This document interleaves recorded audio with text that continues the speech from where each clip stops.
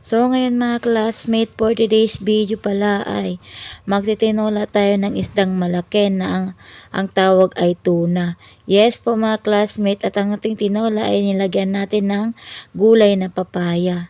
As you can see mga classmate, kumukulo ng ating tinola.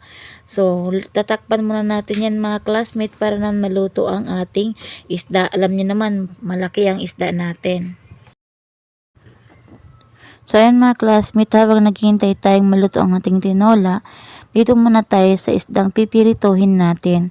Ayan mga classmate, nagdurog pala kami ng bawang at saka asin at nilagay namin ito sa isdang pipirituhin. Ganyan din ba kayo mga classmate pag nagpipirito ng isda? Kami kasi ganito kami magkakapatid pag nagluluto ng isda. Wala pala ako sa bahay namin mga classmate, nandito ako sa bahay ng nanay at tatay ko. So ayan mga classmate, meron pang nasagap sa camera na saging. Kita niyo ba mga classmate?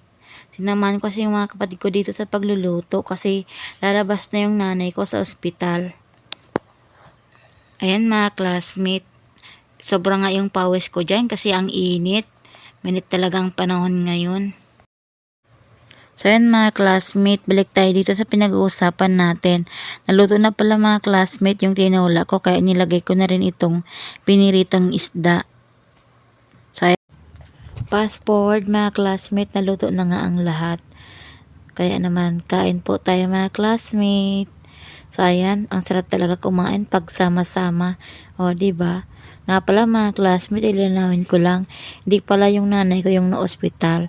Yung apo niya yung na-ospital, yung anak ng kapatid kong lalaki. So ayan mga classmate, pakipalo po ng page ko. Hanggang dito na lang, babu!